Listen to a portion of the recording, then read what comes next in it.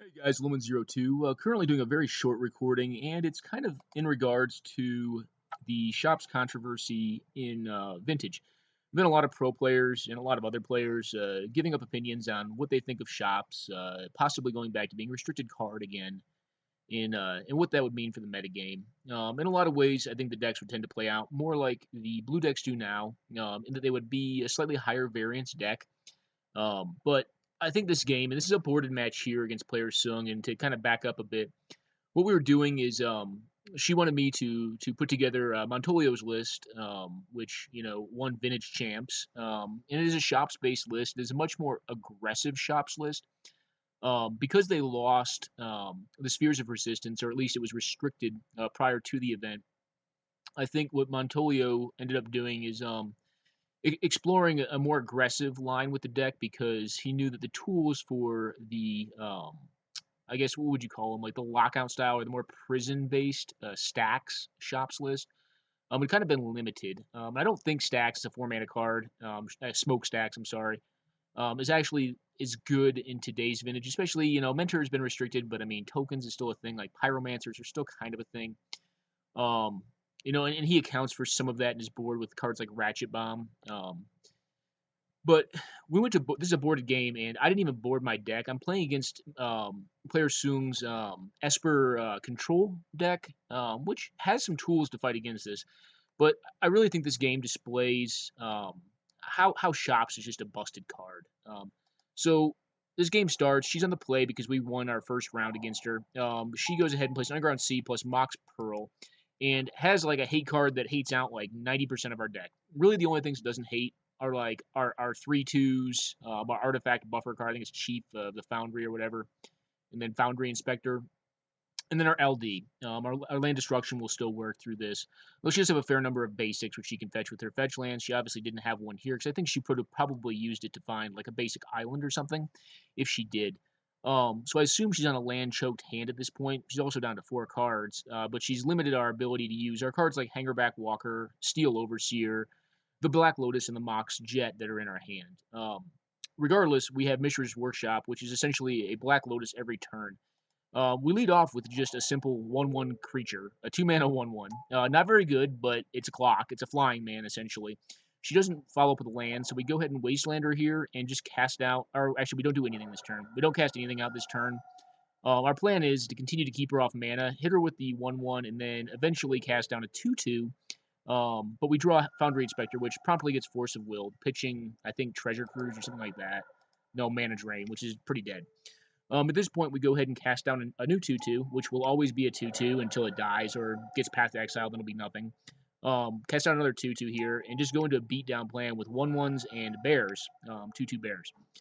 Because we're able to destroy her mana, because we have a virtual a virtual Black Lotus every turn.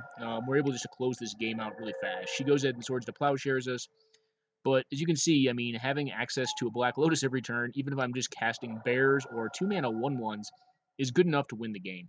I think this is kind of absurd. Like, I think this game really shows it. I mean, she cast her Silver Bullet against my deck, Stony Silence, on turn 1. Now, given it came at a cost to her hand because she was mana light and she had a Mox Pearl. She obviously had a Force of Will too to stop my most relevant spell, but none of my cards are really that relevant. They're all just 1/1s for 2 mana and 2/2s that don't that not under, or if I was not under a Stony Silence lock, would be epically good. She would have been dead a long time ago.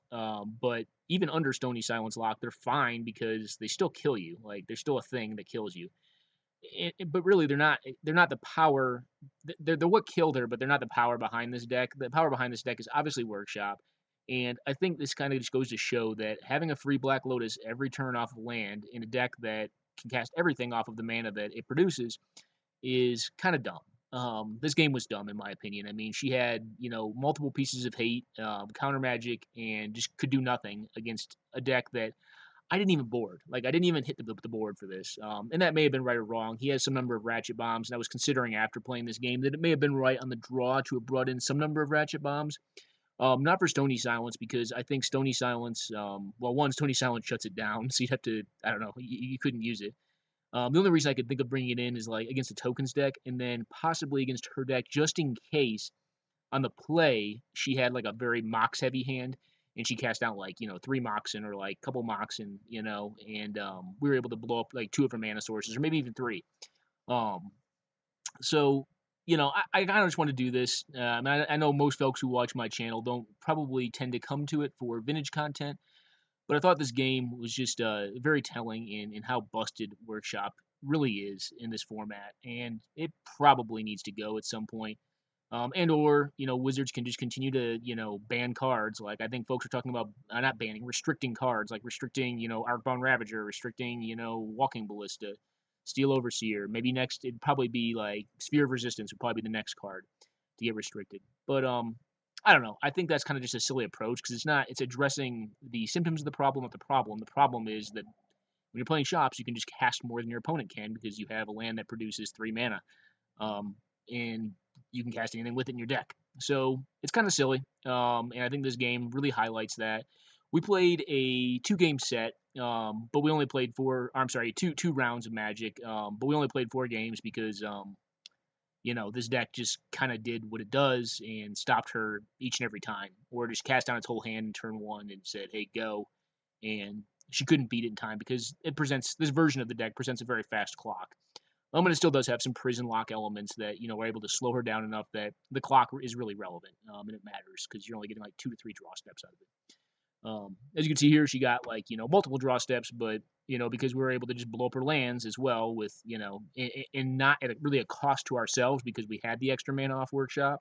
So losing a land drop off wastelanding something is really not that relevant for this deck because you're just like, all right, well I still have 4 mana. Like you have 2 at this point.